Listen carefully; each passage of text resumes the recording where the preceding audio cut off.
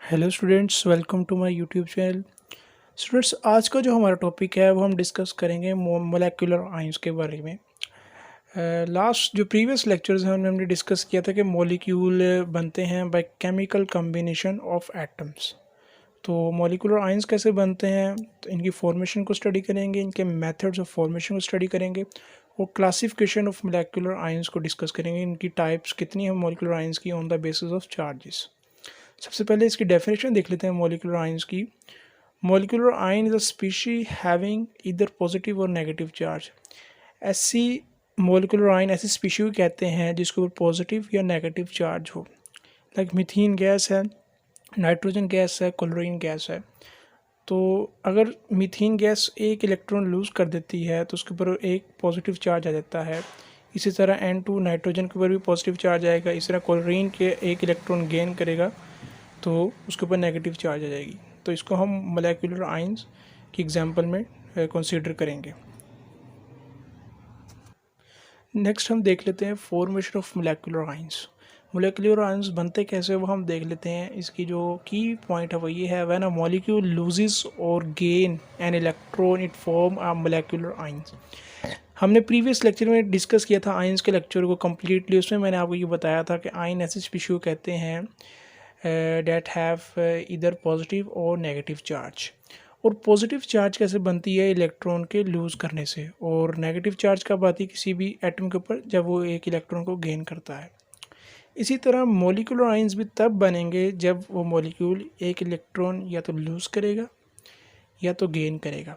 अगर तो वो मॉलिक्यूल एक इलेक्ट्रॉन को लूज़ करता है तो उसके ऊपर पॉजिटिव चार्ज आ जाएगी, क्योंकि नंबर ऑफ़ इलेक्ट्रॉन डिक्रीज़ हो गए तो नंबर ऑफ़ प्रोटॉन्स इंक्रीज़ हो गए तो वो डोमिनेंट आ जाएगी, तो होल मॉलिक्यूल के ऊपर पॉजिटिव चार्ज आ जाएगी। तो इसी तरह अगर एक मॉलिक्यूल इलेक्ट्रॉन को गेन करता है तो उसके अंदर नंबर ऑफ़ इलेक्ट्रॉन इंक्रीज़ हो जाएंगे as compare to number of protons.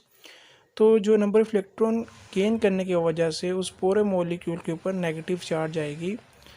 तो अगर हम समरी को देखें तो जब भी कोई मॉलिक्यूल एक इलेक्ट्रॉन गेन करेगा, ये लूज़ करेगा, एक से ज़्यादा इलेक्ट्रॉन को गेन करेगा, ये लूज़ करेगा, तो उसके ऊपर चार्ज आएगी। वो चार्ज पॉजिटिव भी हो सकती है, नेगेटिव भी हो सकती है, तो उसको हम फिर मॉलिक्यूलर आयन कहेंगे।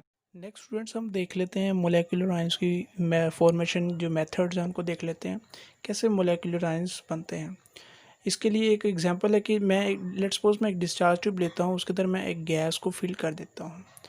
तो अगर मैं उस गैस के ऊपर हाई एनर्जी इलेक्ट्रॉन बीम की बम्बार्डमेंट कराऊँ तो उस गैस के एटम के अंदर से इलेक्ट्रॉन रिमूव हो जाएंगे उसके वैलेंस शेल से, तो उसके नतीजे में मोलेकुलर आयंस की फॉर्मेशन होगी। तो हाई बीम इलेक्ट्रॉन जो है, हाई एनर्जी इलेक्ट्रॉन बीम, वो अल्फ़ा पार्टिकल्स भी हो सकते हैं और वो एक्स रेज भी हो सकते हैं। अल्फ़ा पार्टिकल्स कैसे हो सकते हैं, मैं कहता हूँ मेरे पास हीलियम है, हीलियम के जो आउटर शेल है उसमें है 2 इलेक्ट्रॉन। तो अगर मैं इसके ऊपर हाई एनर्जी इलेक्ट्रॉन बीम की बम्बार्डमेंट करवाता हूँ तो इसमें से ये दोनों इलेक्ट्रॉन क्या हो जाएंगे, रिमूव हो जाएंगे। इन द रिज़ल्ट हीलियम के ऊपर कितनी चार्ज आएगी, 2 पॉजिटिव। तो ये जो हीलियम है इसको हम कहते हैं अल्फ़ा पार्टिकल। तो जब ये बम्बार्ड करेंगे हम डिस्चार्ज ट्यूब के अंदर मौजूद गैस के ऊपर, तो वो गैस मोलेकुलर आयन में कन्वर्ट हो जाएगी। नेक्स्ट स्टूडेंट्स, हम टाइप्स ऑफ मॉलिक्यूल्स को डिस्कस कर लेते हैं on the basis of charges कि मॉलिक्यूलर आयंस की कितने टाइप्स हैं। There are 2 types of molecular ions on the basis of charges, cationic molecular ions and anionic molecular ions. सबसे पहले कैटायनिक मॉलिक्यूलर आयंस को डिस्कस कर लेते हैं। सबसे पहले cationic molecular ions. Cationic molecular ions को डिस्कस करने से पहले हम रिवाइज करते हैं। कैटायंस को हमने पढ़ा था प्रीवियस लेक्चर में, हमने पढ़ा था कि कैटायंस ऐसी आयनिक स्पीशीज़ होती हैं जिनके ऊपर पॉजिटिव चार्ज होती है। और पॉजिटिव चार्ज कैसे आती है, जब भी कोई एटम कोई इलेक्ट्रॉन को लूज़ करता है तो उसके नतीजे में उसके पास इलेक्ट्रॉन की कमी हो जाती है और एज अ रिज़ल्ट उसके ऊपर पॉजिटिव चार्ज आती है, इसलिए हम उसको कैटायन कहते हैं। लेकिन यहाँ पे हम डिस्कस कर रहे हैं कैटायनिक मॉलिक्यूलर आयंस। तो इसकी डेफिनेशन को देख लेते हैं पहले।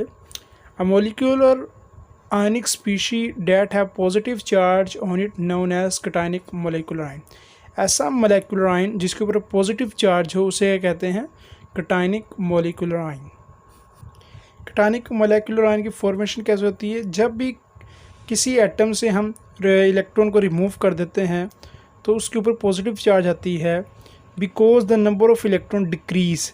जैसे ही हम किसी एटम के ऊपर हाई एनर्जी इलेक्ट्रॉन बीम को बम्बार्डमेंट करवाते हैं तो उसके नतीजे में मॉलिक्यूलर आयन बनते हैं, और उसकी वजह से जो एटम होते हैं उसके वैलेंस शेल से इलेक्ट्रॉन रिमूव हो जाते हैं, तो इसलिए उस मॉलिक्यूल के ऊपर पॉजिटिव चार्ज आ जाता है और उसको हम कैटायनिक मॉलिक्यूलर आयंस कहते हैं। तो इसकी एग्जांपल हमने CH4 को डिस्कस पहले भी किया था। इसको पॉजिटिव चार्ज आएगी जब एक इलेक्ट्रॉन को हम रिमूव करवाएंगे इसमें से, ऐसे ही हीलियम की है same as it is. Similarly nitrogen के अंदर भी ऐसे ही प्रोसीजर होगा।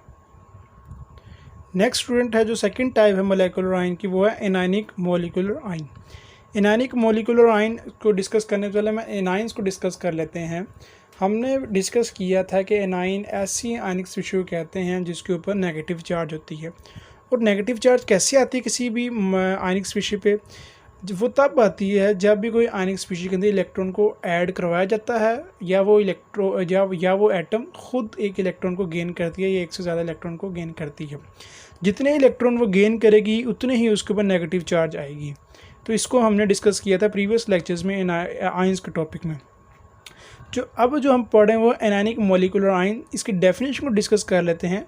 अ molecular ionic species that have negative charge on it known as anionic molecular ion.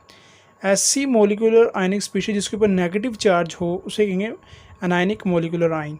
तो एनायनिक मॉलिक्यूलर आयन के ऊपर नेगेटिव चार्ज आई कैसे?